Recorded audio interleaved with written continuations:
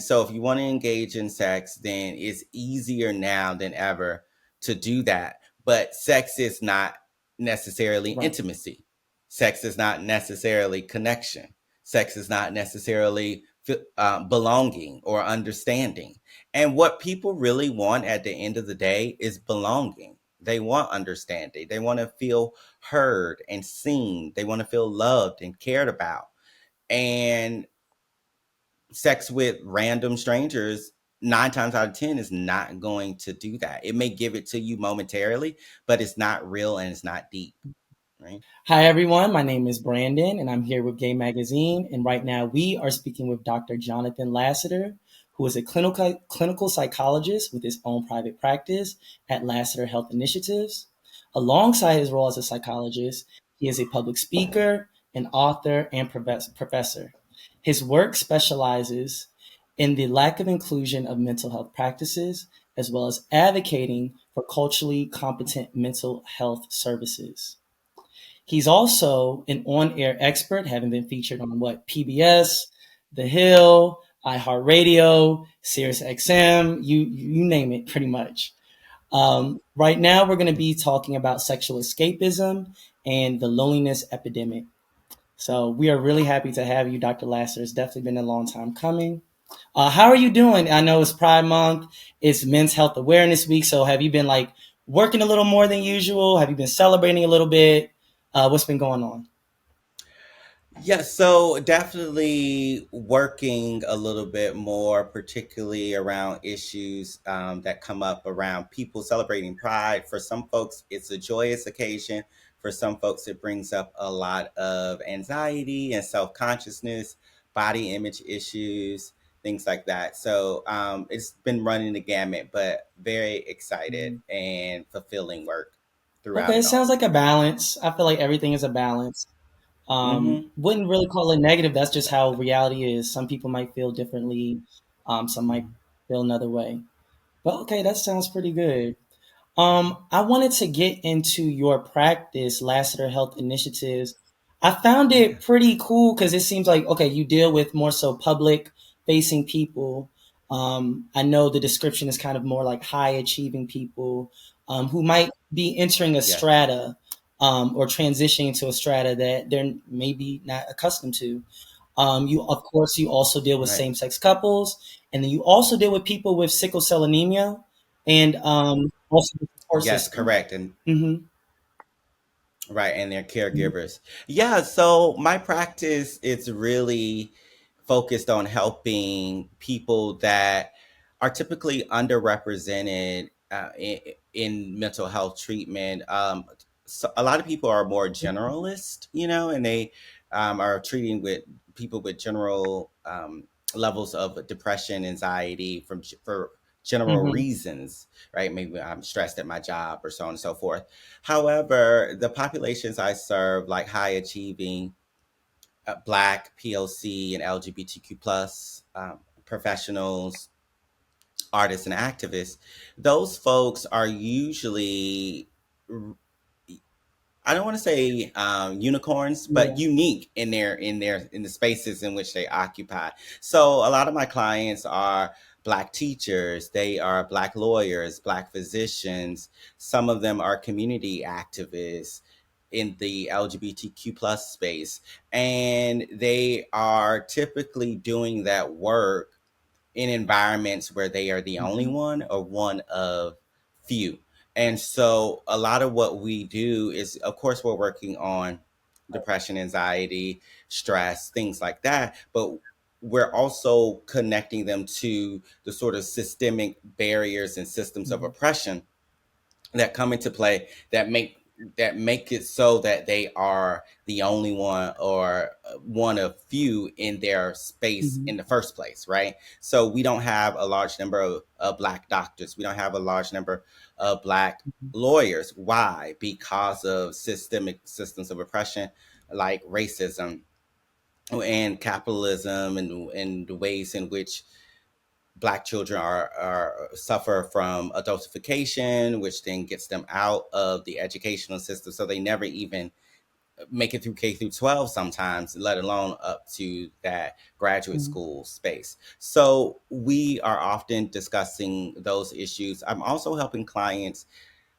cope with and navigate the sort of changing relationships that they have with Mm-hmm. family. Oftentimes, when people are come from a low income background or a background where their loved ones haven't achieved a particular level of education or notoriety or professional success, then their loved ones, on one hand, can be very supportive, but on the other hand, put a lot of Mm-hmm. pressure on them. And so we're also coping with those things like, hey, listen, these are your resources. You Mm-hmm. can say no, right? And helping them navigate that. Also navigating things like childhood stress and abuse, such as situations of abuse, and how that can again create a particular type of stress that makes them hyper perfectionist, right? Super self critical. Because a lot of people that we call quote unquote successful have a lot of those very Mm-hmm. harmful narratives like you got to be better, you always got You to be got to be working harder, perfect to so stay on and in so the forth, game. and that Yeah. starts in Mm-hmm. childhood. Mm-hmm. Exactly. And so I'm working with people through those sorts of issues. I'm working with same-sex couples who, again, for couples work, I'm often helping people get better at their Mm-hmm. communication. I'm helping them understand themselves and their partner more, also increase intimacy, including sex, but not only related to intercourse. And of course, same-sex couples also have systemic barriers that press on their relationship that heterosexual Mm-hmm. couples don't have. So again, helping couples cope with things like maybe someone's family is accepting of the relationship, how to Mm-hmm. navigate that, coming out at work, bringing partners to work events, Mm-hmm. things like that. I'm helping folks with. And then when I'm working with people with sickle cell anemia, we're often working with, how to cope with having a chronic illness that's never going to change. So we're doing a lot of acceptance based work and also a lot of identity work. So sometimes when people have a chronic illness, they sort of take on that identity like I'm flawed, something's wrong with me. And so really helping people externalize that and say, no, nothing's wrong with me. I am a person living with a chronic illness, but the chronic illness does not have to be the Mm-hmm. totality of my life. And also helping caregivers because illness doesn't affect just the individual, it affects the Mm-hmm. whole unit. And what kind of got you into this specific work, especially the as you call it, like the high achieving, as well as working with now for sickle cell anemia? Is it anyone, or is it an emphasis on Black LGBTQ plus people with sickle cell anemia? So 90% of people with sickle cell Okay. are Black.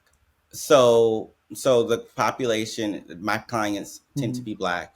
And so what got me into that is really I'm serving myself in a certain sense. So I am the first person in my family to graduate college. I am the first person to become a doctor in my family. And so seeing that transition, it was like, oh, like, okay, people are calling me to help them with their light bill. This Mm-hmm. is new, right? But also these sort of unrealistic expectations. People see me as sort of separate Mm-hmm. from the family now. It's not like, oh, you're a doctor. And so it's just like, but I'm the same kid that like we used to play Right. all the time. Like what are you Mm-hmm. talking about, right? So a lot of these things I noticed myself, and then when I was seeking services, a lot of folks didn't really understand what that Mm-hmm. experience was like. And also, again, having the experience, I'm at where I teach, right? And at the university level, I'm the only person of color, definitely the only person, the Mm-hmm. only Black person on my faculty. And so again, being the only Black person in this space is something that I'm very much familiar with. And in terms of same-sex couples, again, I'm in a same-sex couple, so helping people with that. And then I was also born with sickle cell anemia, and I know my experience. I looked at my mom's experience trying to support me, and there were no therapists on the bedside, trying to help my mom as she was trying to help me. And so I'm bringing both my education, right? My education and my experience and training, alongside my lived experience to offer services to groups of people that I know are often overlooked and don't have a And lot of I'm sure that options. gives you a high level of connection with your clients because it's not like, oh, it's one thing to just read about these certain areas, but you're literally resonating with your clients Mhm. because that is your lived experience as well, you know. Hmm. Exactly. Yeah. Yeah. And taking that again, as you say, it really helps me to connect with them in a way so that they feel Yeah. understood, right? And they feel like they don't have to explain Mhm. every single thing. It's like, oh no, you know where I'm coming from. And I'm like, Because yep, that's I do. another barrier in itself, like not just finding a therapist and stuff like Hmm. that, but doing the explaining of everything. So this is this, these terms of this is what, like it creates a whole nother Hmm. barrier. And I'm sure that maybe decentivizes, people from the community going Hmm. to therapy because it's a whole another job. Mhm. Yeah, and finding a therapist is not No. easy work, right? It can be difficult. One, there's the whole financial piece Mhm. of it, right? But even after we get through that, again, are there people that's going to understand me? Am I going to be like some exotic bird in the zoo, or are they really going to understand? Are they going to get my culture? Are they going to get the uniqueness of my situation? And I'll be honest, just because I may share some aspects of life with my clients, I'm not them, right? We're not identical people. So I also am sure to make sure that I'm approaching each client or each couple as individuals and being very present in the moment so that I'm not trying to put my experience on them. I'm definitely not trying to do that. At the same time though, I'm using my experience to inform the sort of questions that I want to ask to learn more That about definitely them. makes sense. Now, to Mm. kind of, since we're going to talk about sexual escapism, kind of to set the context a little bit, I wanted to know there's been Mhm. historically and socially, I feel like there's been a label ascribed to specifically Black and Brown LGBTQIA plus people as hypersexual, as sexual deviance, Mhm. even, especially during the propaganda during 80s and 90s, and especially, during the 50s, 60s, 70s. So I kind of wanted to Mhm. speak to why that is. Is there validity to it? Is it a complete stereotype? I kind of wanted to get Mhm. into that. Hmm. Yeah. So when we talk about the hypersexualization, we can really find the roots of that in Mm. colonization. So European colonization. So black bodies have always been pathologized since European eyes saw them. And so they've been pathologized because of their basically because of their difference. So, you know, people saw dark skin, they saw more muscular bodies, and they said animalistic, they said threat, they said danger. And then the project of colonization is also about power and capital, right? So making money off people, right? And so that's what slavery was about. And so then people use these sort of negative attributes that they placed on people because of how their bodies differed from theirs to then justify the sort of brutality that they committed against enslaved Africans, right? And so we see several iterations of that same demonizing, pathologizing of black bodies continue to be recycled throughout decades. And so we have the thug, we have the video vixen, we have all of these things, right? We have even in Black LGBTQ plus communities, we have power Mm. bottoms and all of these things, to again speak to this sort of insatiable sexuality, like pigs, and we have pig Mm. top or whatever, right? All these things, and so I would say those things definitely have their roots in trying to demonize or make people's sexuality a problem so that it would be easier to control Mm. them. So that's where the roots come from. Now, we definitely know that some people have taken that on, right? There are some people who overuse sex or turn to sex far too often to cope with emotional concerns or financial concerns or just any particular stressor in their lives. So sexual pleasure in and of itself, there's nothing wrong with that, but why are we using that, right? Why are we having sex is the question.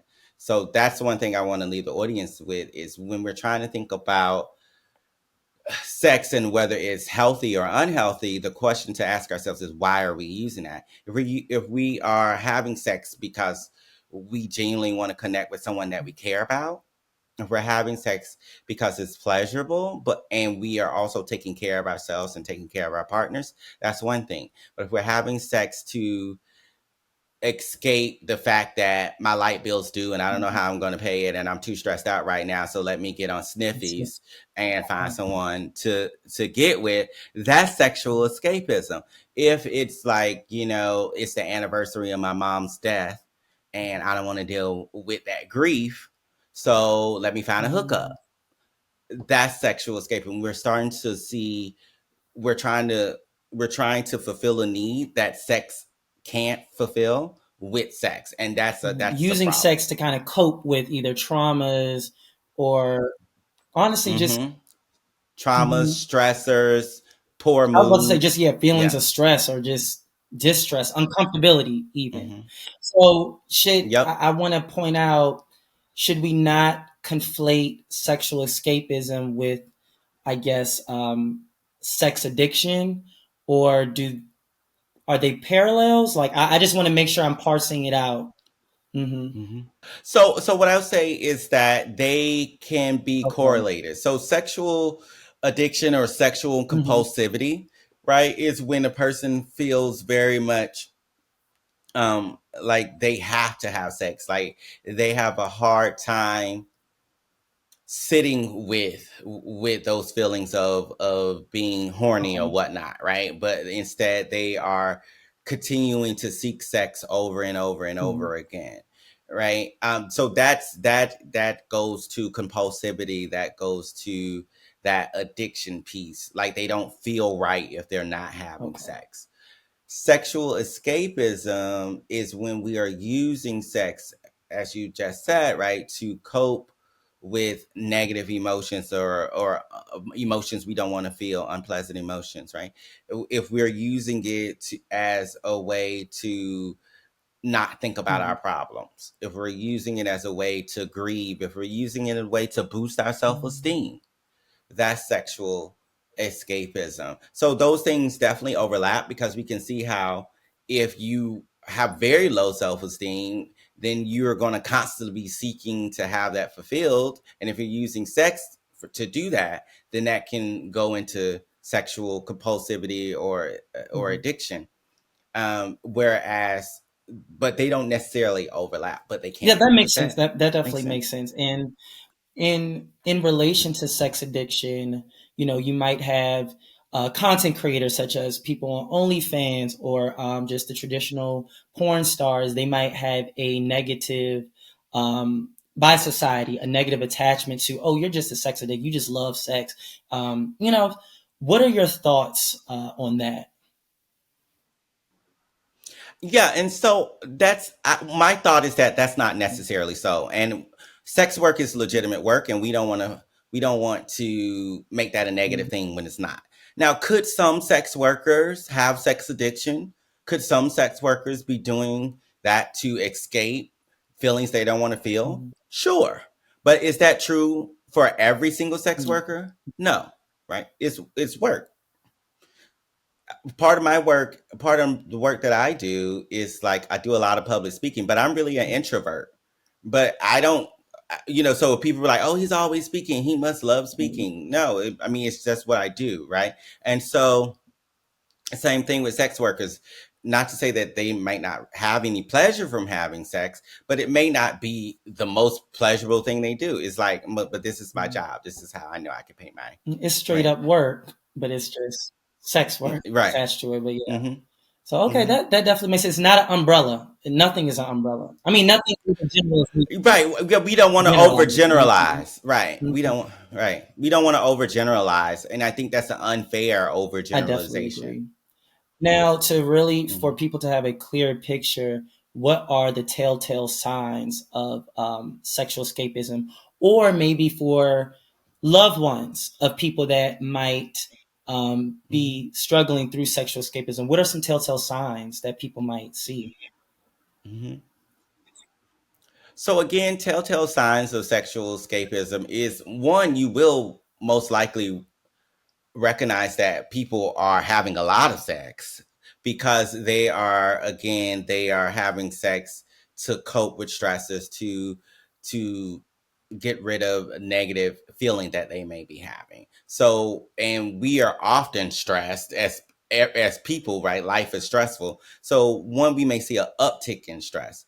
Also, we may see people who are using sex as an escape during times of particularly high stress. Maybe they have a promotion coming up, and then all of a sudden you don't hear from them because they're out having sex. They're at a bathhouse or Oh, something like that, right? Or again, it may be a death anniversary of a loved one, and this person gets ghost, and then you're like, oh, I was, at a mhm, hookup or whatever, right? So again, these are some of the things that, and we notice that as mhm, a pattern. We say, oh, you might actually want to talk to someone because it sounds like you might be mhm, using sex as an escape. So again, most people have sex. So we don't want to make sex a negative thing, but it's the question is, why are we using sex? And so it's this thing that as a psychologist, we have this thing called a functional analysis, and basically, what that means is that we analyze how a particular behavior is functioning in a person's life and what they're using it for. So again, what is the function of sex? Are you using it to escape negative emotions? Are you using it to boost your self-esteem? Are you using it because you want to hear someone say how much they love, your eyes mhm, or whatnot, right? Are you using it because you don't want to sleep at home alone, right? You're mhm. lonely, right? So why are you using sex? And if you find across a lot of encounters that 9 times out of 10 you're using sex again for to help to make yourself Mhm. feel better or to escape some sort of stressor, then you're getting into So it's sexual all escapism. about the root of it. And I'm just thinking of a question just to get a Hmm. clear picture on it. What would you, Hmm. and it sounds like things like low self-esteem, anxiety, depression, or, regular Hmm. stress exacerbates Hmm. or maybe increases the chances of sexual escapism. What would you say is kind of the Hmm. prevalence of things such as depression, anxiety, low self-esteem among Black LGBTQ plus people? Yeah, we definitely know that compared to their black Right. heterosexual counterparts, black men and women, and I'm as a scientist, being particular when I say men and women because we don't have a lot of research for black non-binary people Mhm. in particular, but black men and women, black trans men, black trans women, we do know that they have higher Mm. rates of depression and anxiety and experiences of trauma, as well as childhood abuse, childhood physical abuse, emotional abuse, and Mhm. sexual abuse, as well as um, experiences of neglect. So we know that they have higher rates of that compared to their black heterosexual counterparts. The data is a little mixed Mhm. though when we start to compare them to white LGBTQ plus folks.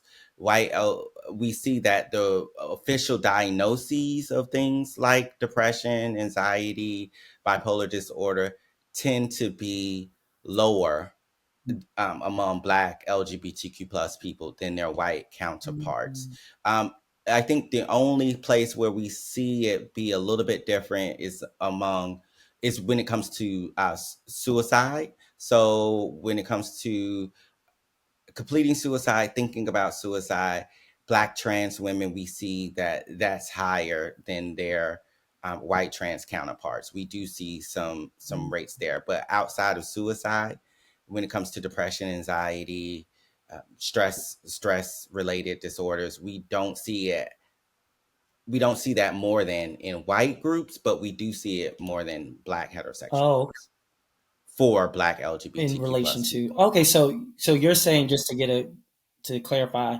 the rates of like low self-esteem, depression are lower in Black LGBTQ plus people compared to white LGBTQ.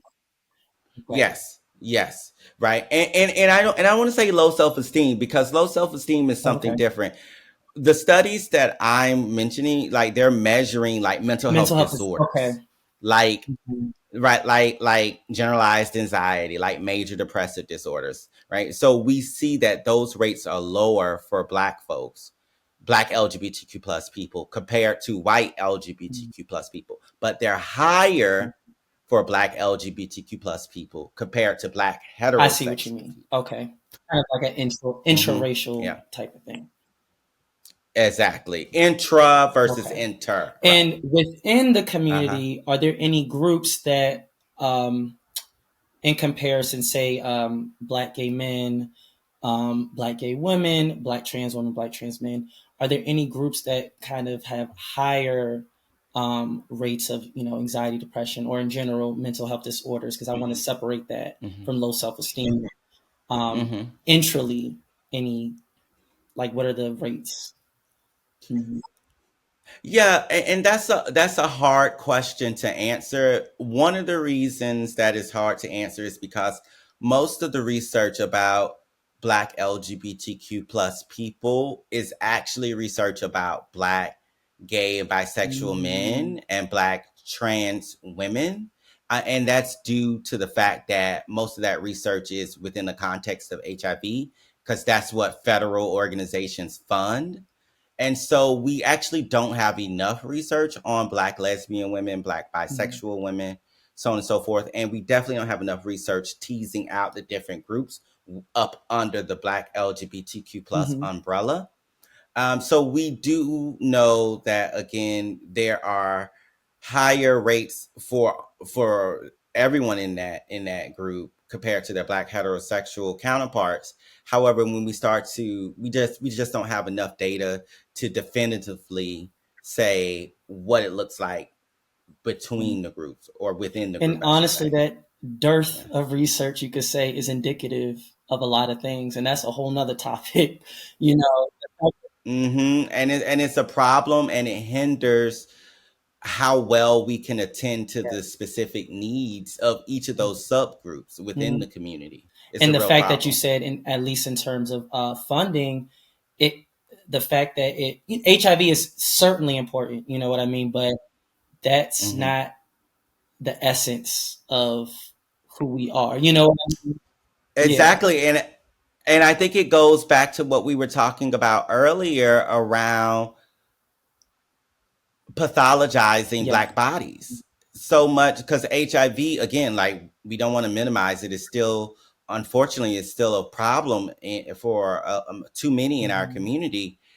However, what that by only focusing there, we sort of narrow Black LGBTQ plus people down to down to their bodies. We're not studying enough about who they are in relationship to their family members, who they are in their romantic relationships. We're not studying enough about how they thrive. Where the research community often only focuses on what's going wrong, and again what's going wrong in the realm of sex and drugs. And So that paints a very yeah, and negative picture. it has me thinking. Do you think, especially with youth, if society views you as just this pure sexual being, does that kind of get absorbed in the psyche, where it's like, okay, I'm only good for sex. Um, like what you said, let me use Mm-hmm. this as a tool, a coping tool, because this is who I am, and not Mm-hmm. getting a full multi-dimensional Mm-hmm. picture of yourself. Hmm. Exactly. And this goes back to, we talk about representation Yeah. matters, right? And so representation matters in every place, because if the message that you're getting is you're at risk for HIV, or you're at risk for substance use, or we only want you because you have a particular body part that we fetishize, right? Then yeah, then that becomes the sort of vision that you have of what you can be Mhm. in the world. And so it's important to have visions that are layered and multifaceted about what and who you can Mhm. be in Mhm. the world. Right. And so we definitely are harming ourselves. We're harming youth by only focusing in on the problems, because again, that narrows the vision of who we can be. And we also then perpetuate that We with each act on other, that. because we can't see Mhm. each other outside of Mhm. that box. And that has me also thinking, like, do you? I'm not going to name any specific names, but do you feel Mm. like, say, dating apps or hookup apps or websites kind of exacerbate that sexual, or how about this, enables the sexual escapism, especially knowing what we know about the apps and how it kind of drugifies the mind in a way. Hmm. Hmm. Yeah, it definitely enables the behavior because it makes it more Right. convenient, right? It makes it quicker to engage in sex. And so if you want to engage in sex, then it's easier now than ever to do that. But sex is not necessarily Right. intimacy. Sex is not necessarily connection. Sex is not necessarily belonging or understanding.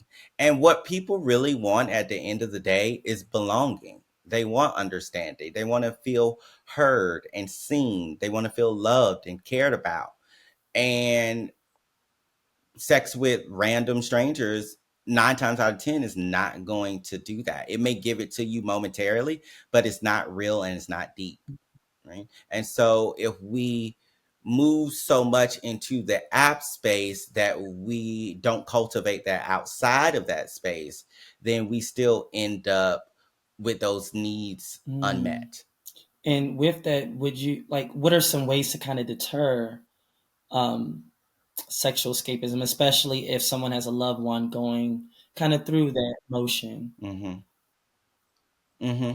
So what I always when I what the way I work with my clients is, again, like I said, one, asking yourself what is the Mm-hmm. function of this, and once we figure out what that function is, so maybe the function is, I want to feel accepted. Okay, so let's think of other ways in which you can feel Mm-hmm. accepted, right? And so maybe it's joining a group of people with the same interests and hobbies and vision in life Mm-hmm. that you have, right? Maybe it is reading a book about people that like the things you like, right? So that you see yourself as a part of this community.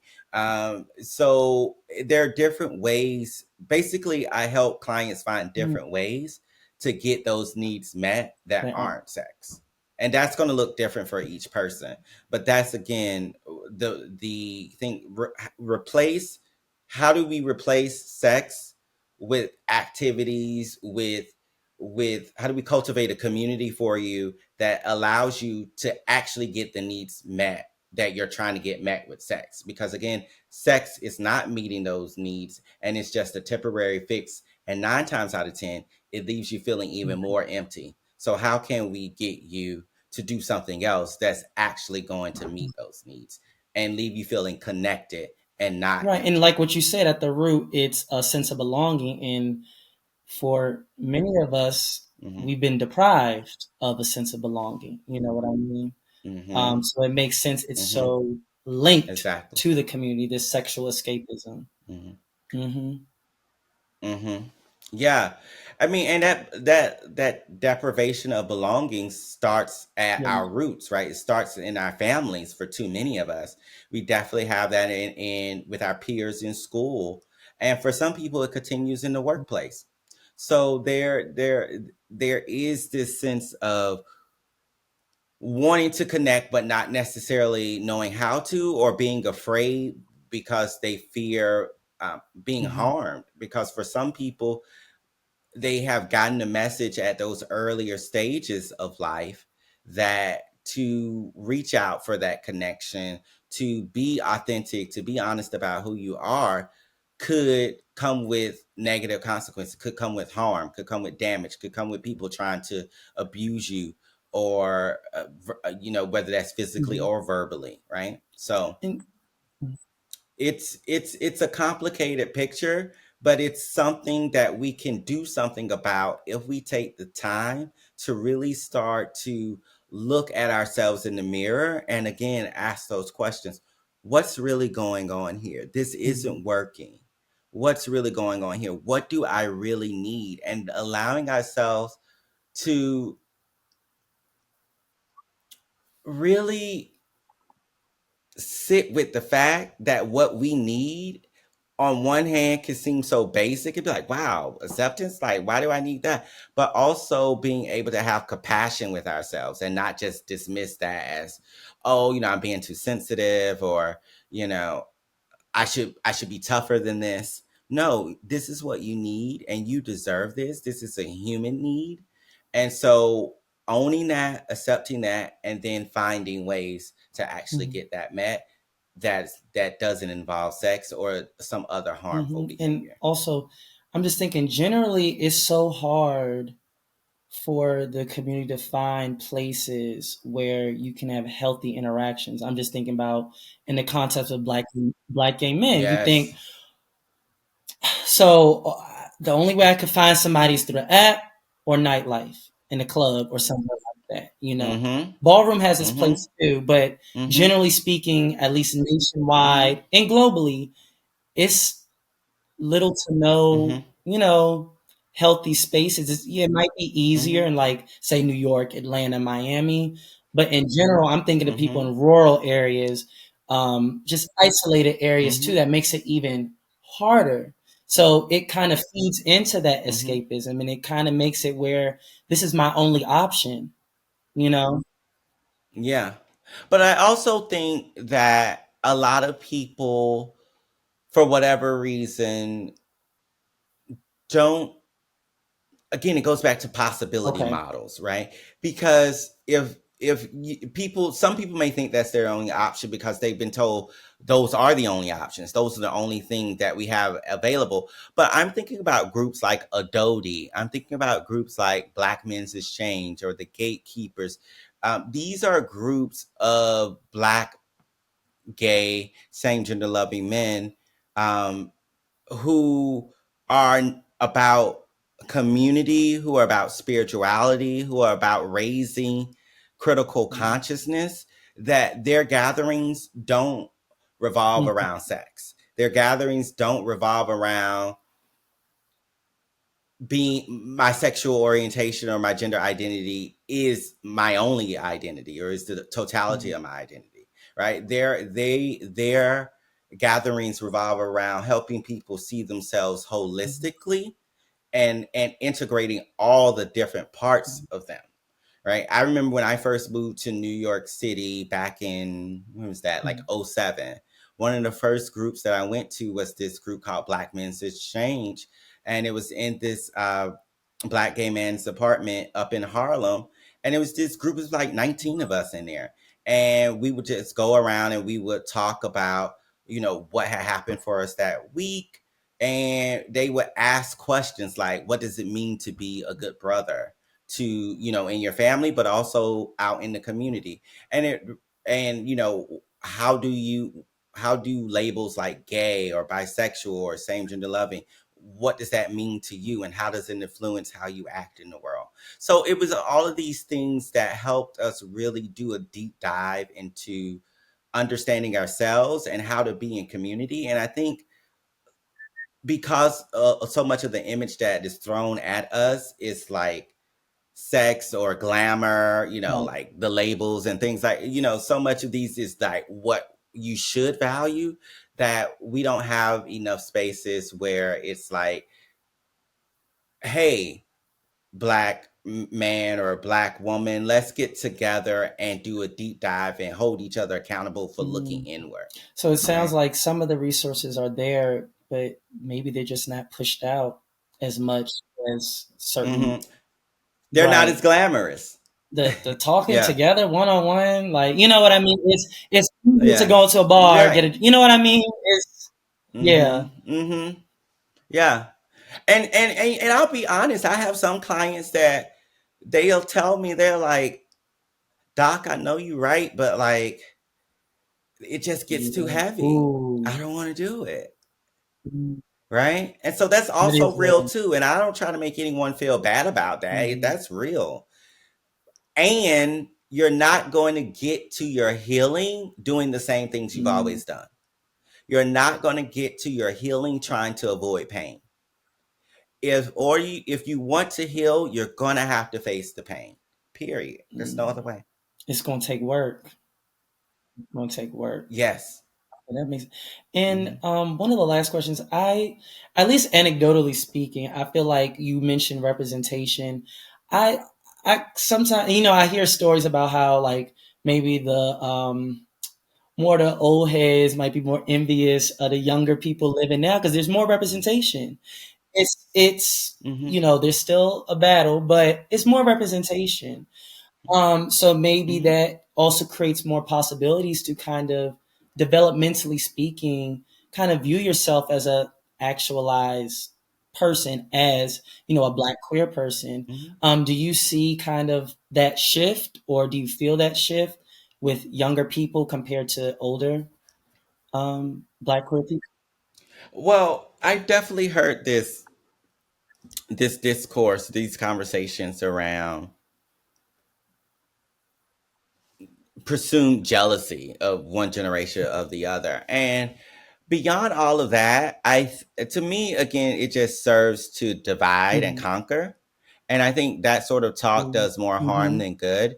And for me, I what I would love to see is more intergenerational conversations, because the Right. old heads, have a lot to learn from the youth, but the youth have a lot to learn from the Mhm. old heads too. And we need to value both experiences. And I think that can only make us stronger. Like the old heads can, really help the youth understand the sort of things that they will experience, and can anticipate them and not make the same mistakes that Mhm. they made, right? And I think the youth can help the old heads learn how to be more themselves authentically and be more fluid and not as rigid. Mhm. I think there's more to learn.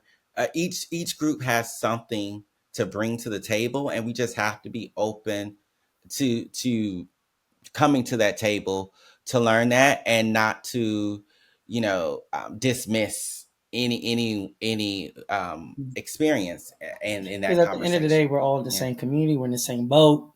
And like what you said, most of the Mm-hmm. times, if not virtually all the time, a lot of the older generation, they've already been through what, you know, the younger generation going through. You know what Mm-hmm. I mean? So it's like, why Mm-hmm. try to figure that out yourself when the resources are there, Mm-hmm. you know? Mhm. Mm-hmm. I also think that, as someone who is sort of in that middle ground of between Mhm. old head and young head, I'm not as young as I used to be, but I'm also not quite an Mhm. elder yet.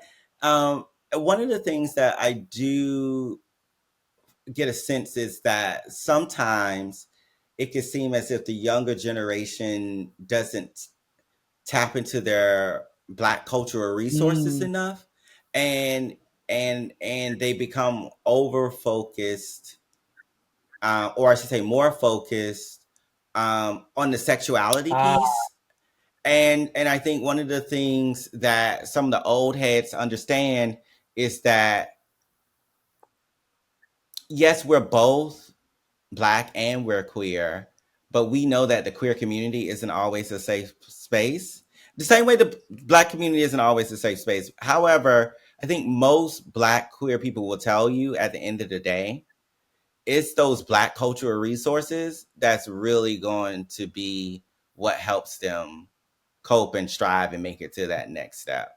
And so we just don't want people to turn their back completely Mm. on that, on their culture, because they are prioritizing sexuality over, um, their blackness or their black community, their black families, so on and so forth. To that, there's work to be done on both sides. But if you're going to do the work with your black family, Because right? oftentimes it kind of your queerness, your blackness often work hand in hand, more than just sexuality. Exactly. hmm Now, is there Mm-hmm. any, Yeah.